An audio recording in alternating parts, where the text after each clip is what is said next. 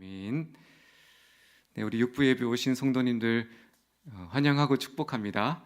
네, 오늘 특별히 5월 5일 우리 어린이 주일인데요. 그래서 어떻게 인사할까요? 어린아이가 됩시다. 이렇게 한번 인사할까요? 네, 한번 자신에게도 없으면 어린아이가 됩시다. 어린아이가 됩시다. 네. 네, 우리 이제 육신은 이렇게 나이가 들어가지만 항상 우리 마음은 여전히 어린아이 같지요. 예, 세월은 가지만 항상 우리 마음은 어린 시절 동심의 그런 마음인 것 같습니다. 예, 그리고 우리 그런 마음을 가지고 우리 예수님 앞에 서야 될 줄로 믿습니다.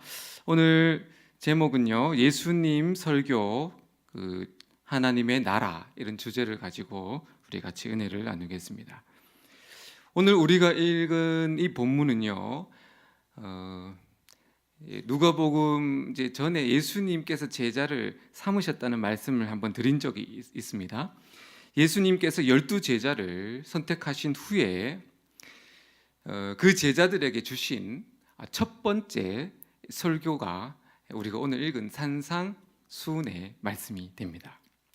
그렇기 때문에 예수님께서 많은 마음속에 담고 계셨던 예수님의 하시고 싶은 말씀이 참 많으셨지만은 사람은 다 그렇잖아요. 가장 중요하고 또 가장 하고 싶은 말씀을 먼저 하는 것이 그 본성이잖아요. 예수님도 아마 처음 이제 12 제자를 뽑고 그들에게 처음으로 주신 이 말씀이기 때문에 예수님의 참 간절한 바람이 오늘 말씀에 녹아져 있다고 그렇게 생각이 됩니다. 본문은 우리가 늘 참 익숙한 말씀입니다. 마태복음에서는 산상수훈, 산상설교 이렇게 표현하고요. 누가복음에서는 평지에서 설교하셨다고 해서 평지설교 이렇게 부릅니다. 근데 내용은 같아요. 산상설교, 평지설교 동일한 말씀이지만 이 마태복음에서 이 마태는요, 예수님의 말씀을 8가지 복으로 자세하게 그것을 소개하고 있습니다. 그래서 제가 마태복음에 나와 있는 8가지 복을 제가 한번 말씀을 읽어보겠습니다.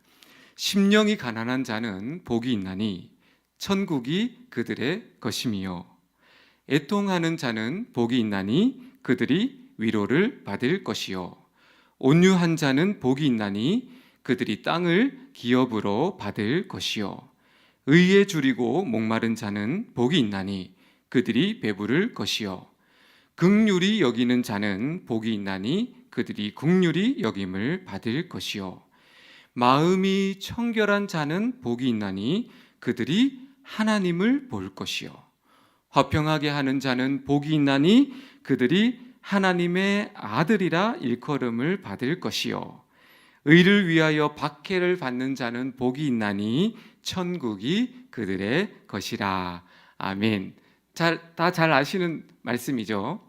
오늘 읽은 말씀은 그것을 이렇게 약간 축약한 말씀입니다. 예수님께서 이렇게 8가지 복을 제자들에게 말씀하시고 우리에게 이 복을 나열하시는 것을 우리가 일차적으로 봤는데요. 그러나 사실은 이 여러 가지 복이 예수님은 한 가지 복이라고 우리에게 말씀하신다는 겁니다. 다른 말로 복에 대한 관점에서 저는 조금 다르게 보고 싶은데, 그것이 뭐냐면 하나님의 나라, 예수님은 산상수훈, 평지설교를 통해서 다른 그 무엇보다도 하나님의 나라에 대해서 제자들에게 말씀하고 싶으셨던 것 같아요. 그래서 예수님은 오늘 본문을 통해서도 하나님의 나라에 대한 부분을 우리에게 소개하고 있는 겁니다. 하나님의 나라가 임하면 이런 복들을 누리게 될 것이다. 이게 예수님의 이제 주요한 말씀의 핵심이 된다는 거죠. 예수님의 설교가 이제 뒤에서 이제 신약 성경에 보면 많이 나옵니다. 그 예수님의 설교의 많은 부분들을 주제가 뭔지를 보면요, 하나님의 나라에 대한 말씀들을 예수님께서 제자들과 백성들에게 가르쳤다는 거죠. 그런데 중요한 것은 하나님의 나라, 마태복음에는 천국이라고 했고 누가복음에는 하나님의 나라라고 표현하고 있는데요. 그 나라는 우리의 개념 속에는 천국이 죽어서 가게 될 곳이라는 것이 너무나 분명하게 자리 잡고 있는데, 예수님께서 말씀하시는 하나님의 나라는 죽어서 가게 될 곳이 아니라 지금 이곳에서, 이 땅에서 누려야 할 나라인 것을 거듭거듭 강조하고 있다라는 말씀입니다. 그래서 예수님께서 마을을 다니시면서 제일 먼저 전도하실 때 그 말씀 어떻게 외치셨죠? 회개하라, 천국이 가까이 왔느니라. 누가복음에서는요, 회개하라, 하나님의 나라가 가까이 왔느니라. 예수님의 처음 선포하신 말씀이 하나님의 나라의 말씀이라는 거죠. 예수님은 이 땅에 말구유의 어린 아기로 오실 때요, 예수님만 오신 것이 아니라 예수님은 하나님의 나라도 이 땅에 같이, 하나님의 나라를 같이 이 세상 가운데 가지고 오셨다는 겁니다. 예수님은 말구유에서 하나님의 나라의 시작을 알리신 거죠. 정말 예수님께서 바라시는 것은 뭐냐면, 우리가 예수님께서 가지고 오신 이 하나님의 나라를 보라고, 그리고 하나님의 나라를 너희들이 경험하라고, 잘 알아라고, 그 하나님의 나라의 삶을 살아가라고 우리에게 오늘 이 말씀을 통해서 우리에게 간절하게 말씀하고 계시더라는 겁니다. 예수님이 가시는 곳, 예수님이 머무시는 곳, 그것은 어디든지 하나님의 나라가 임했음을 성경은 우리에게 말씀합니다. 예수님과 함께하는 사람들도 예수님으로 말미암아 하나님의 나라를 경험하고 있었어요. 성경에 보면 하나님의 나라가 임하면 어떤 일이 일어났을까요? 오늘도 그 부분에 대해서 말씀을 주시는데요, 하나님의 나라가 임하면 성경에 보니까 귀신이 떠나가더라, 그렇게 말씀합니다. 그리고 수많은 질병이 떠나가더라, 이렇게 말씀합니다. 그리고 어떻게 되죠? 죽은 자가 살아나더라. 죽은 자가 살아나는 거예요. 이런 것들은 이제 일반적으로 나타나는 어떤 기적들이고, 그 기적을 통해서 일어나는 모든 일들을 보니까 기쁨이, 그 예수님이 머무시는 곳, 예수님이 거하시는 성, 장소는 기쁨이 막 흘러넘쳐요. 그리고 우는 자들, 장래 행렬이 막 슬피 울잖아요. 과부가 예수님이 딱 서서 관을 딱 손을 대니 청년이 살아나잖아요. 죽은 나사로의 울음바다, 예수님이 가니 어떻게 되죠? 잔치집으로 바뀌잖아요. 우는 것이 변화되어 그는 사람들 위로를 받는 거예요. 그리고 어떻게 됩니까? 굶주려 있는 사람들이 오병이어, 칠병이어, 이런 것을 통해서 예수님을 통해서 배부르게 되는 은혜들을 누리게 되는 거예요. 그래서 예수님께서 말씀하시는 이 여러 가지 복들이 하나님의 나라가 이루어지니까 나타나는 결과들이라는 것을 말씀한다는 겁니다. 어떻게 하면 우리도 이 하나님의 나라를, 이 시대, 지금 우리가 사는 이곳에서 하나님의 나라를 누릴 수 있겠습니까? 성경에는 분명히 말씀하시는데요, 예수님이 계신 곳은, 예수님이 머무시는 곳은 그 어디나 하나님 나라가 될 줄로 믿습니다.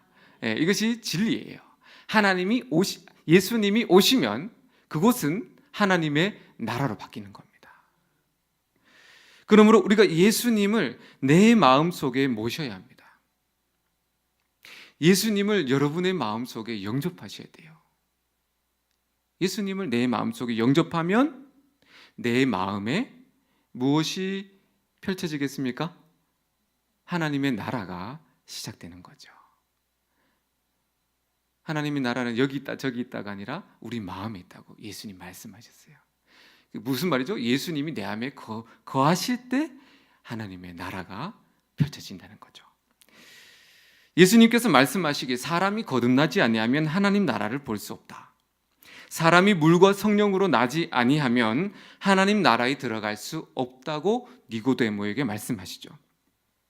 그렇기 때문에 하나님의 나라는요, 예수님의 피 보혈로 죄를 용서받은 자만이 볼 수 있는 나라라는 거예요. 예수님의 보혈로 죄가 씻겨져서 그 마음에 성령님이 우리 마음의 성전으로 임해 주실 때, 거하실 때, 그때 하나님의 나라가 임한다는 거예요. 하나님의 나라는 내가 그곳으로 가는 것이 아니라 성령님이 내 마음에 오심으로 내 안에서 이루어지는 나라인 것을 예수님이 분명하게 가르쳐 주시는 거예요. 성령님께서 우리 안에서 충만하면 충만할수록 우리 안에 시작된 이 하나님의 나라는 강력한 나라가 돼요. 너무나 보이지 않으나 실제하는 나라로 우리가 그 나라를 살게 된다는 거예요. 그러니까 이게 예수님의 보혈로 하나님의 나라는 시작되고 예수님이 보내신 성령님이 우리 안에 오심으로 그 하나님의 나라가 확장된다는 거죠. 우리는 예수님을 믿음으로 다 하나님의 나라 안에 머물러 있습니다.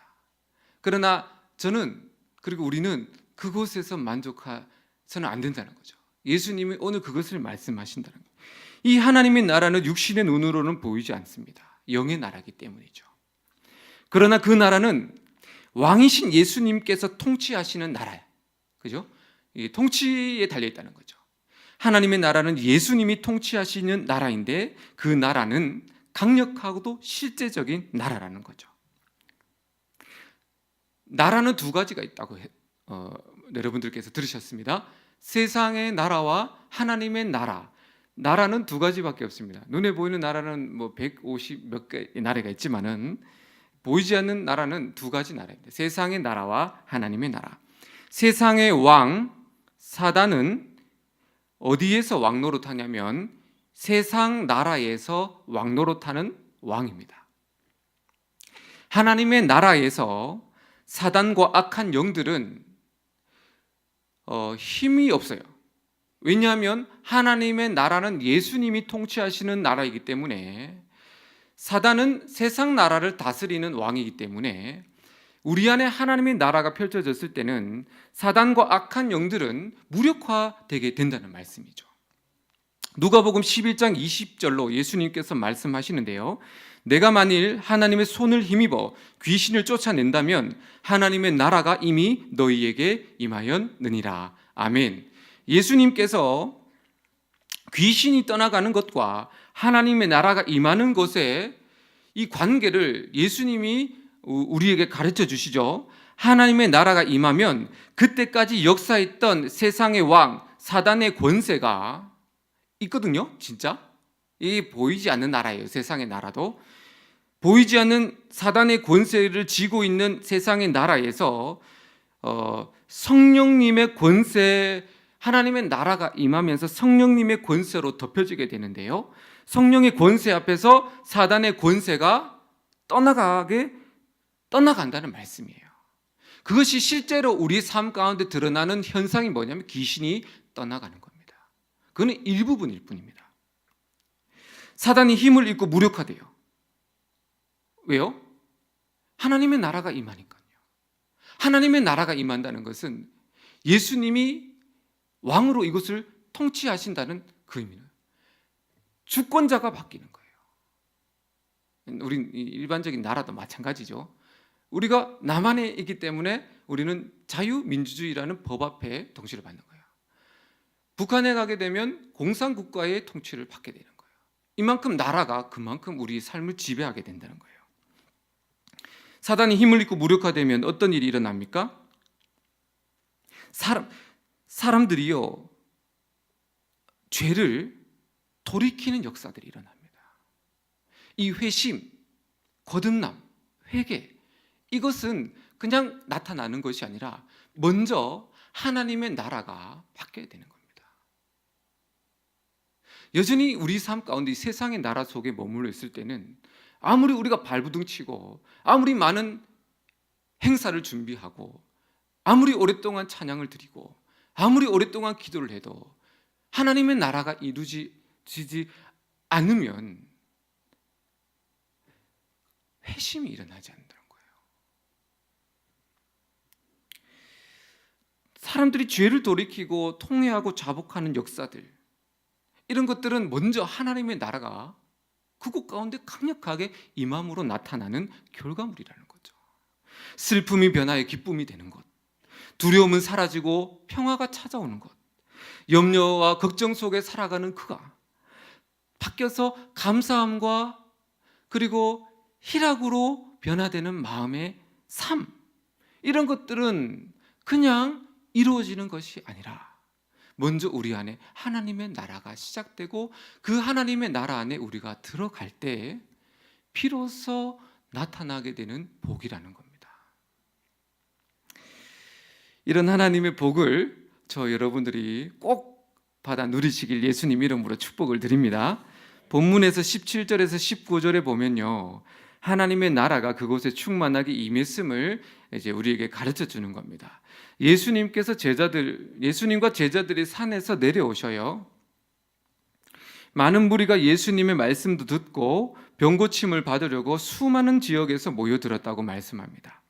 18절에 더러운 귀신에게 고난받는 자들이 있었는데 고침을 받았다고 말씀하죠.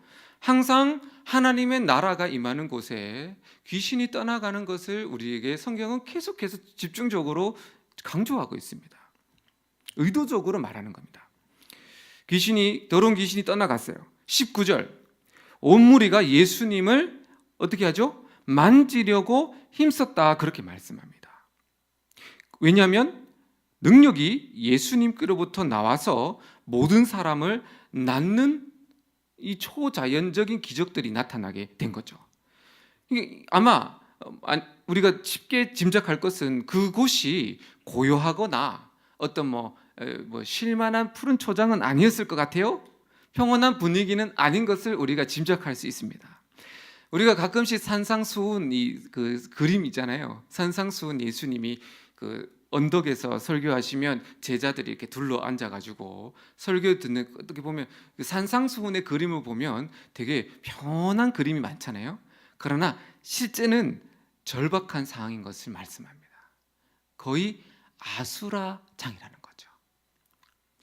마치 자유를 위해서 탈북하려고 잡는 공안의 손을 뿌리치고 쇠 가시가 있는 그 담벽을 살을 찢기면서 그 담벽을 뛰어넘는, 가끔씩 영상에 공안 있잖아요. 중국 공안 넘는, 정말 절박하게 뒤도 안 돌아봐요. 그냥 그 담을 넘으려고 하는 그 다급한 상황이 더 가깝지 않을까. 지금 이 예수님의 말씀이 선포되는 그 상황이요.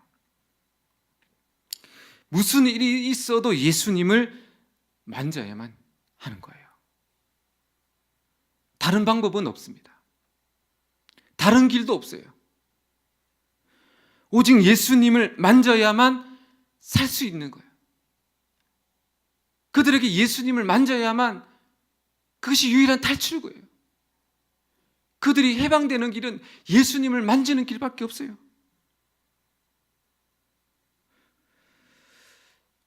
이때 예수님이 막 사람들이요, 좀 깔리기도 하고 그렇겠죠. 예.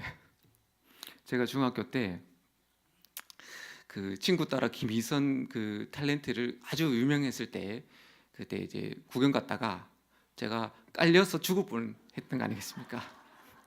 야, 여러분, 깔려서 죽는다는 거 여러분 경험인지 모르겠지만은 아무 생각 없이 제일 앞줄에 비집고 들어갔다가 갑자기 이제 한 2시간을 기다렸어요. 약속한 시간을 2시간을 늦은 거예요. 그러니까 막 늦게 2시간을 기다리고 이렇게 앉아 있는데 딱 도착한 거예요. 그러니까 분위기가 이상한 거죠. 뒤에 있는 많은 사람들이 덮친 거죠. 순식간에 깔려서 이제 혼미한 상태로 제가 어떻게 살아났는지 아세요? 저는 이미 땅바닥에 짓뭉개지고 있었는데 이러다가 죽겠구나. 예, 제가 어떻게 했냐면 살려주세요. 그 중학교 때 얼마나 부끄러움이 많이 났어요. 살려주세요 했을 때 갑자기 누군가 손이 저한테 옆에 있는 사람이죠. 저를 짓뭉개고 깔고 앉아 있었던 누군가가 저에게 손을 탁 내밀더라고요. 제가 그 구원의 손을 잡고 제가 살아난 게 아닙니까? 이거는 저 대본이 없는 건데 저는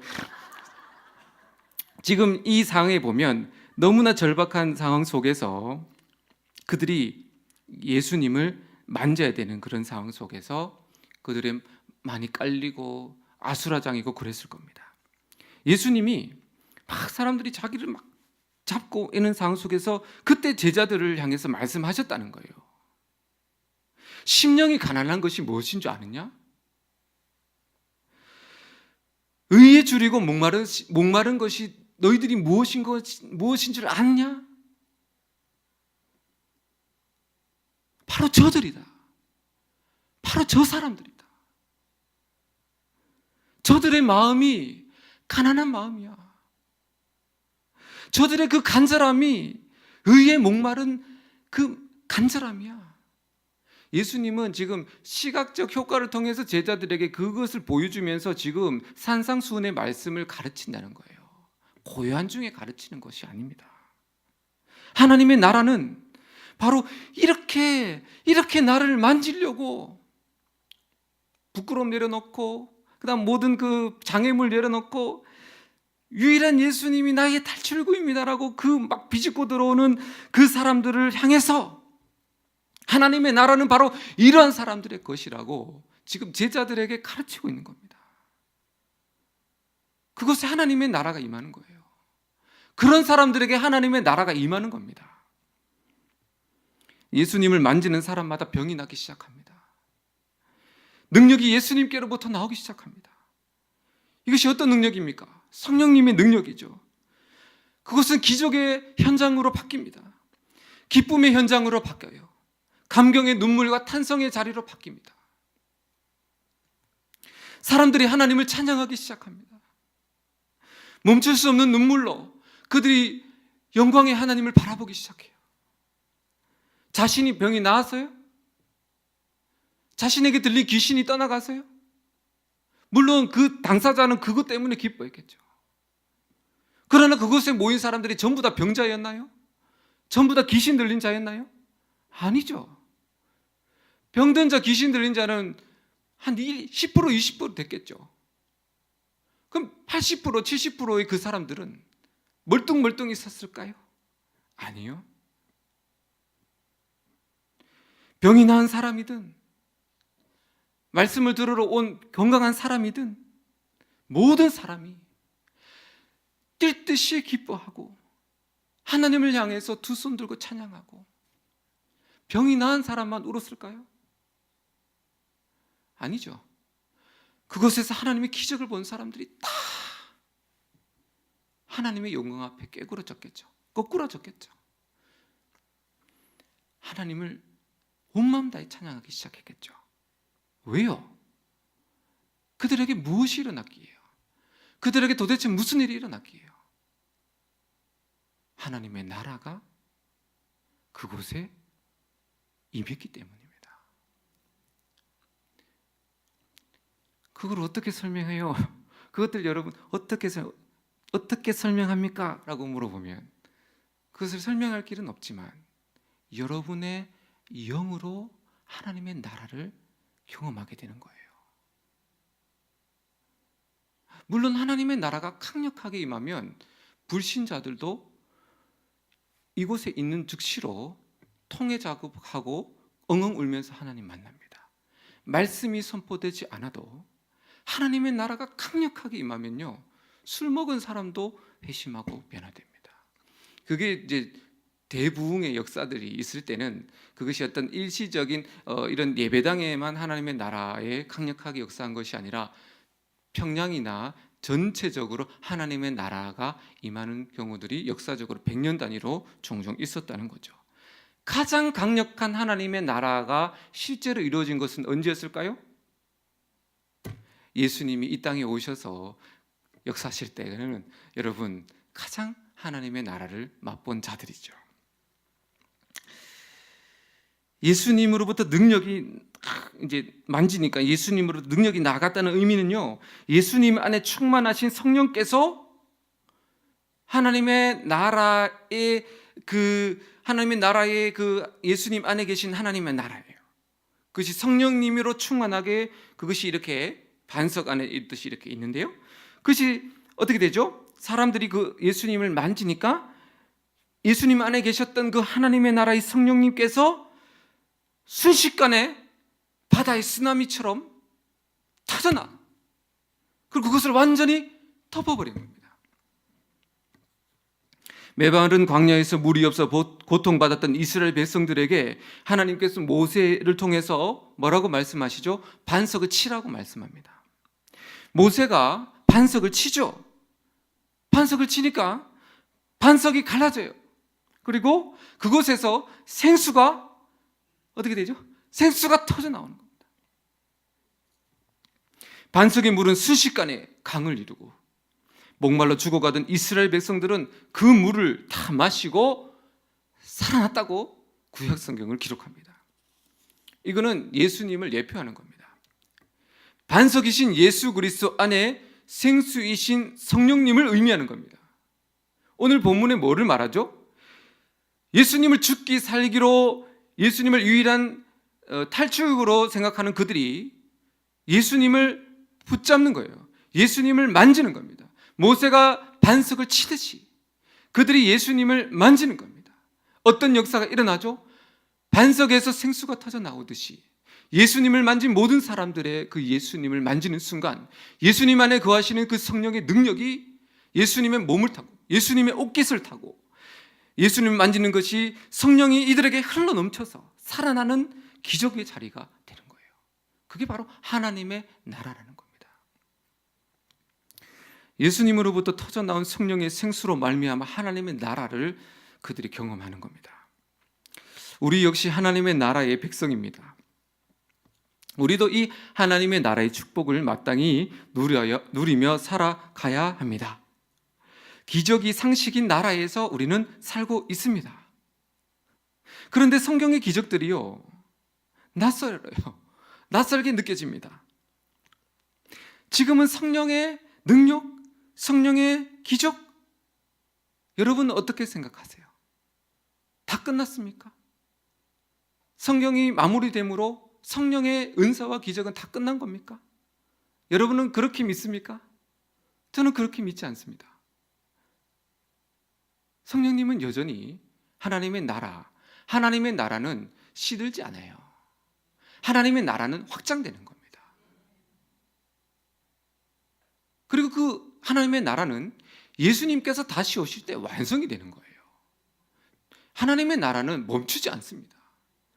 하나님의 나라는 전 세계로 퍼져가고 있습니다.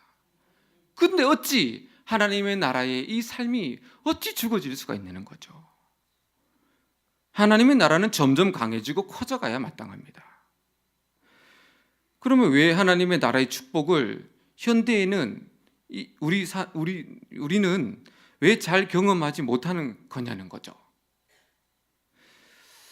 가끔씩 우리가 선교사님을 통해서 선교지에서 일어나는 기적들을 우리가 간증을 들으면서 우리는 그냥 선교지에서 일어나는 그 수많은 기적들을 들으면서 만족하며 신앙생활을 해야 됩니까? 그걸로 만족하실래요? 저는 그러고 싶지 않습니다. 왜요? 우리도 하나님의 자녀고 우리도 하나님의 나라에 살아가고 예수님이 내 안에 거하시고 성령께서 내 안에서 역사하시는데 왜 그것은 선교지의 일이고 그것은 옛날 초대교회의 일이고 왜 지금은 그것을 우리가 포기하고 살아가야만 되냐는 거죠. 누리면서 살아가시기를 바랍니다. 그럼 어떻게 해야 되죠?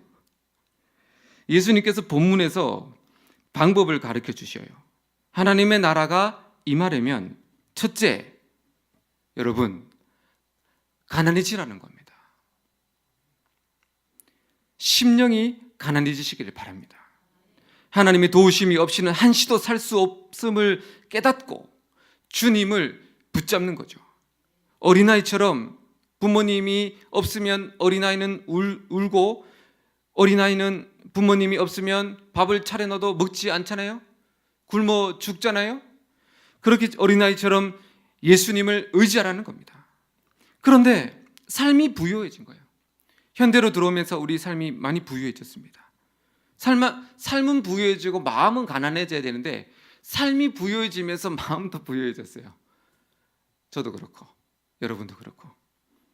마음이 부유해지니까 어때요? 마음이 부유해지니까 기도가 절박해지지 않는 겁니다.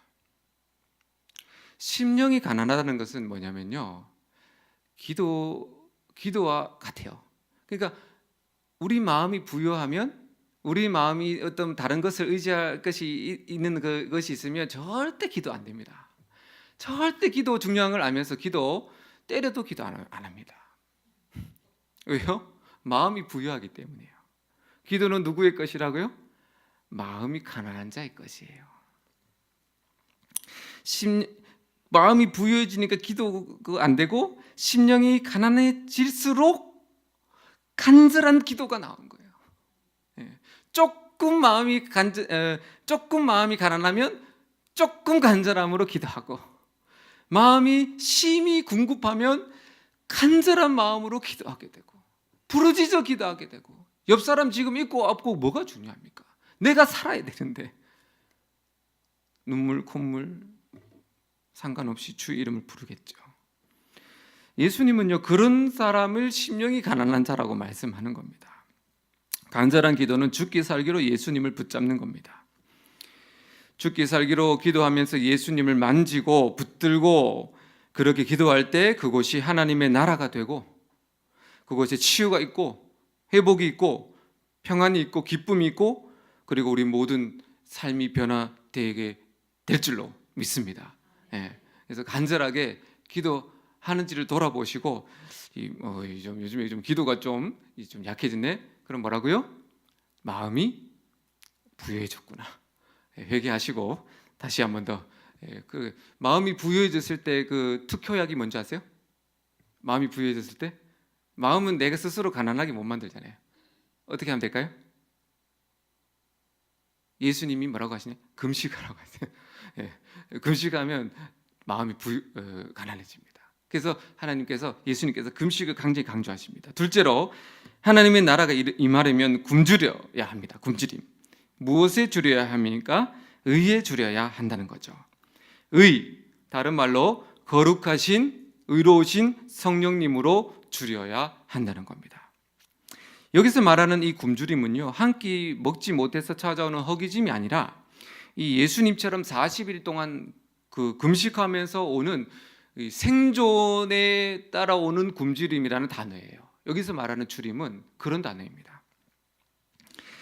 살기 위해서 찾아오는 굶주림이에요.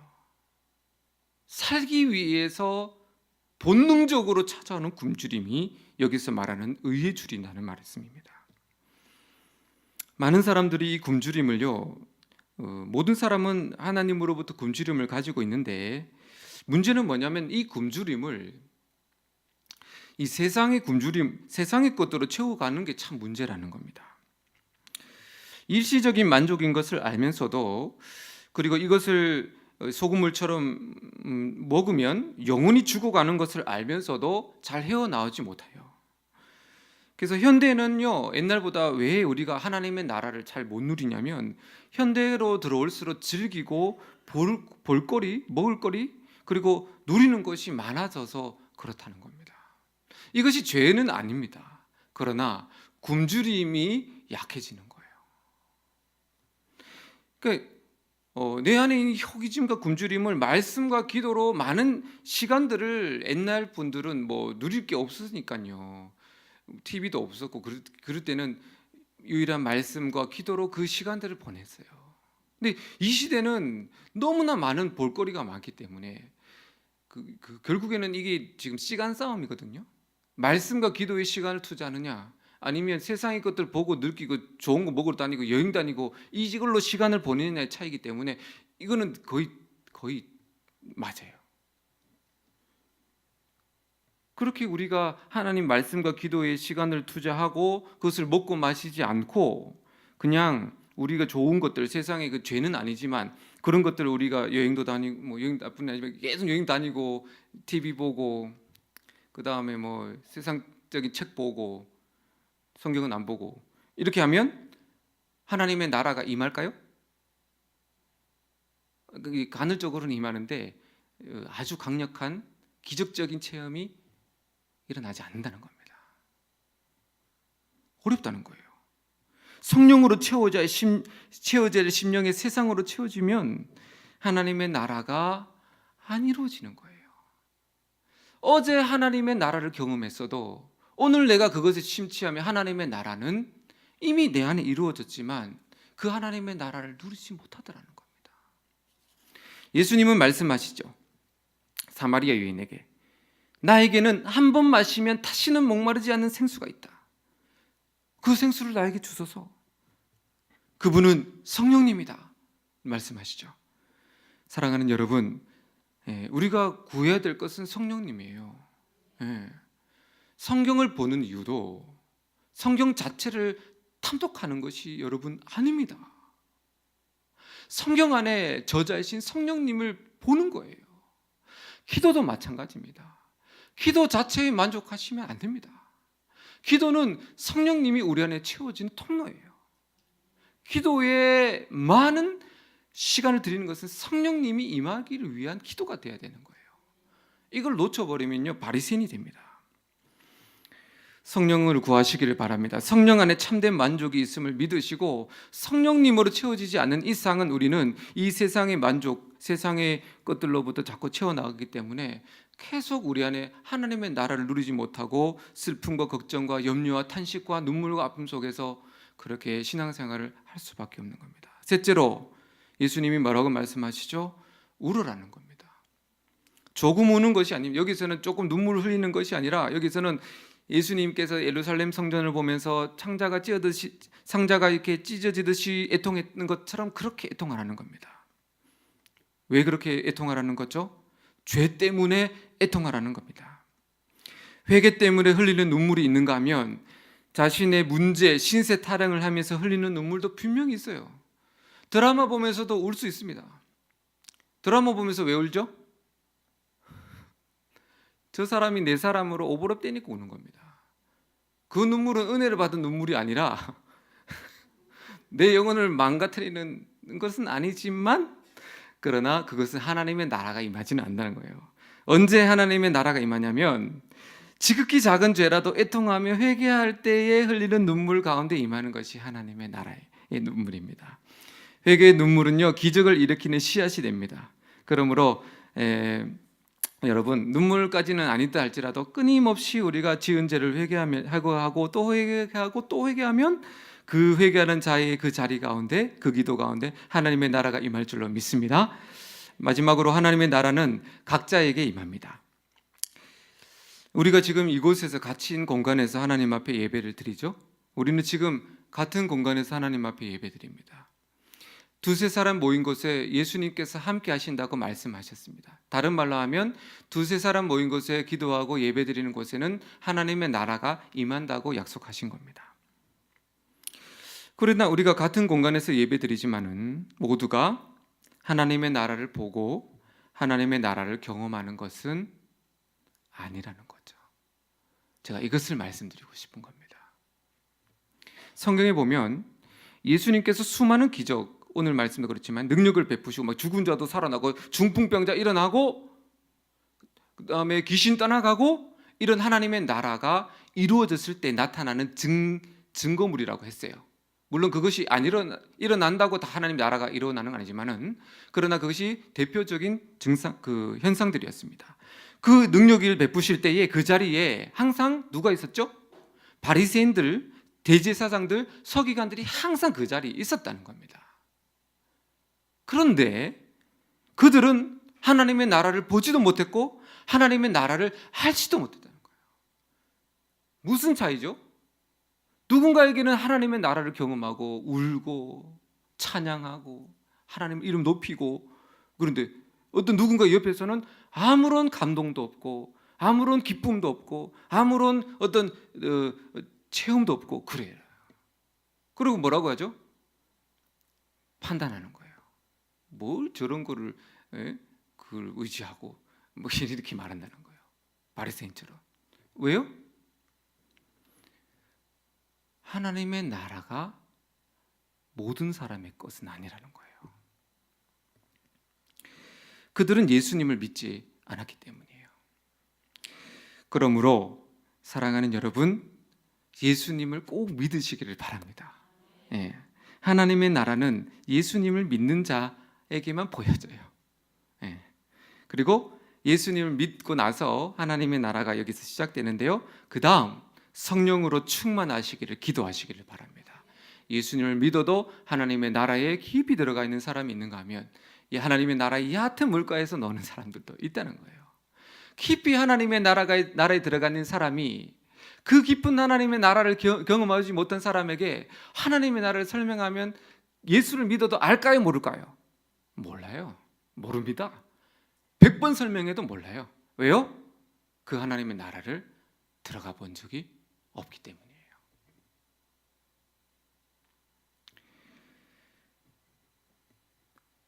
성령으로 충만해져야 됩니다. 성령으로 충만해져야 돼요.